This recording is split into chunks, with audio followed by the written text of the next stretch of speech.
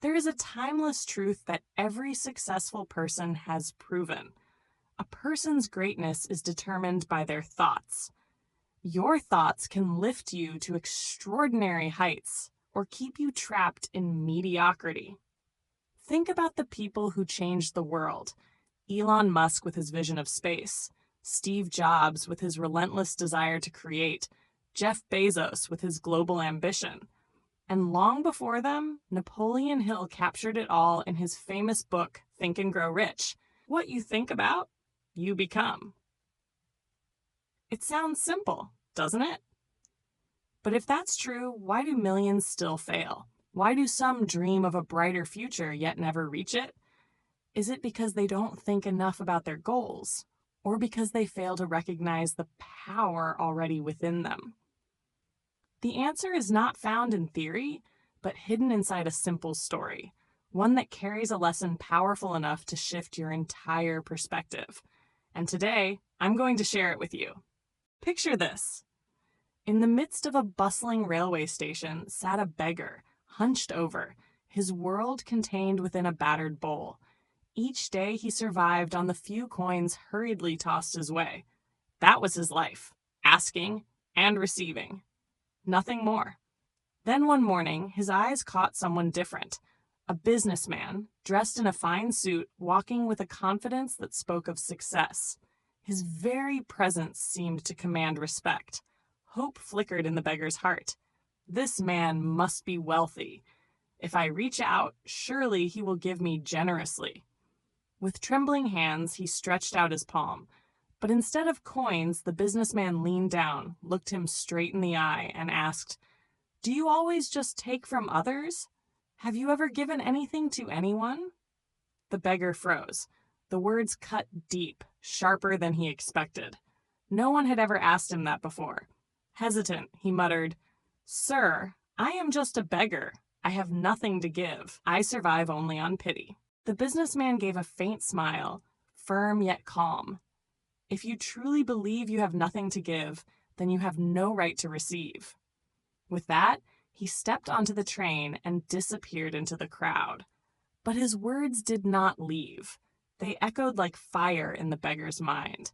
For the very first time, he asked himself, "Is it really true that I have nothing to give?" That night, the beggar could not sleep.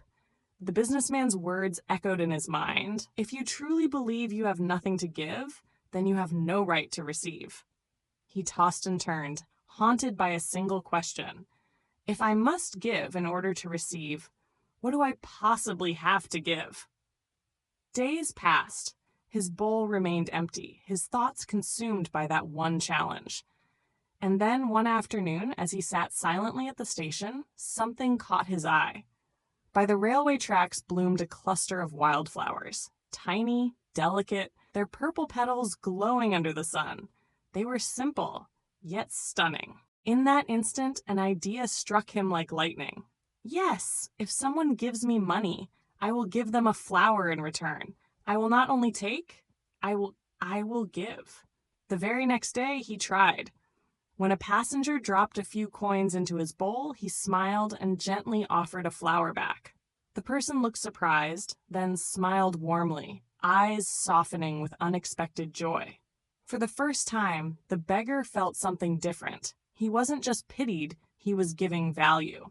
And then something remarkable began to happen. The more flowers he gave, the more generous people became. Some gave him extra coins, some paused to thank him, and many walked away smiling. Slowly, he discovered a profound truth. People don't just like to give, they love to exchange. They want to feel that what they offer matters, and that they receive something in return, even if it's just a fragile flower or a heartfelt smile. In that exchange, the beggar realized he was no longer just a beggar. He had become someone who could give. It was a late afternoon. The station was alive with noise, voices overlapping, footsteps rushing, the whistle of an approaching train. The beggar sat by his usual spot, but he was no longer the same man. Beside him was a bundle of wildflowers, their vibrant colors glowing like the hope he carried in his heart. He no longer held out his hand with pleading eyes. Instead, he greeted passengers with a smile and offered them a flower in return for their kindness. That was when he noticed a familiar figure stepping onto the platform. A tall man in a sharp suit, walking with confidence, his gaze piercing and firm. The beggar's chest tightened. It was him, the businessman who had once challenged his entire way of thinking. In that instant, memories came flooding back. He remembered the first meeting. Ragged clothes, desperate hands, begging for a few coins. He remembered the question that had haunted him for nights. Have you ever given anything to anyone? And he could still hear the stern voice. If you believe you have nothing to give, then you have no right to receive. Those words had burned into his soul, igniting a transformation that had begun with nothing more than a wildflower. But today was different. Today, he no longer bowed his head in shame. With quiet pride and trembling resolve, he walked up to the businessman. His eyes shone, his voice steady though filled with emotion. Sir, today I'm not here just to ask. I have something to give you. These flowers. If you give me money, I will give you these in return. The businessman studied him for a moment, then a subtle smile spread across his face. He placed money in the beggar's hand, accepted the flowers, and nodded approvingly. You are no longer a beggar, he said calmly. Today, you have become a businessman. The words struck him like lightning. For the first time in his life, he saw himself differently. Yes, he whispered inwardly, they are not giving me money out of pity. They are paying for these flowers. I am giving value. I am trading. I am in business. The businessman's words echoed in his heart, illuminating the darkness that had clouded him for years. That evening, as he sat quietly by the edge of the station, clutching the last of his flowers, he gazed up at the sky. He realized he had crossed the invisible line between being a beggar and becoming a man of business. A bold decision rose within him, unshakable and clear. Never again would he beg. From tomorrow, he would be a flower seller, a man who creates value, a man who earns with dignity, a man who shapes his own destiny. And with that decision, his life was about to step into an entirely new chapter. 6 months had passed since that fateful encounter. The station was as crowded and noisy as ever. Yet this time, when the businessman returned, he stopped in his tracks at the sight before him. There was no longer a ragged beggar sitting on the ground, eyes hollow and hands stretched out in desperation.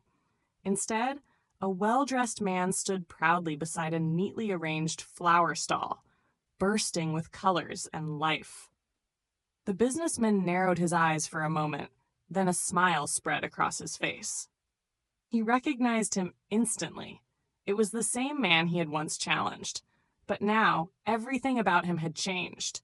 His posture was upright, his eyes gleamed with purpose, his hands moved with energy as he arranged flowers, offered them to customers, and greeted each one with warmth. Every flower was more than a product. It was a message, a spark of joy he wished to give the world. When the former beggar noticed the businessman, he hurried over, his face glowing with pride. With a voice filled with gratitude and strength, he said, "Sir, I believe you still remember me. I was once a beggar, but I no longer survive on pity. I have discovered who I truly am." The businessman nodded, eyes filled with encouragement, waiting silently as the man continued. And he said, his voice firm and unwavering, "I have realized a profound truth that we can only truly receive when we first learn to give.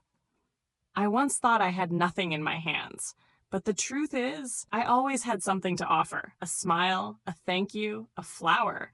That simple act changed everything. I was never truly a beggar. I was always a businessman, only I had never seen my own worth." For a moment, the busy station seemed to fall quiet. The businessman smiled and placed a hand on his shoulder, a gesture of recognition and silent congratulations. From that day, the story of a beggar became the legend of transformation. a living proof that when we dare to give, life always gives back more than we could ever imagine. At the end of the day, our lives are shaped by how we choose to see ourselves. If we only see weakness, limitation, and helplessness, we will remain trapped in the cage we built for ourselves. But if we dare to believe that within us lies a seed of strength, a potential waiting to be awakened, then one moment of realization is enough to change everything. The beggar in our story did not suddenly become a businessman just because of a few flowers. What truly changed was his perception of himself. For years, he believed he had nothing to give, and that very belief kept him bound to a life of misery.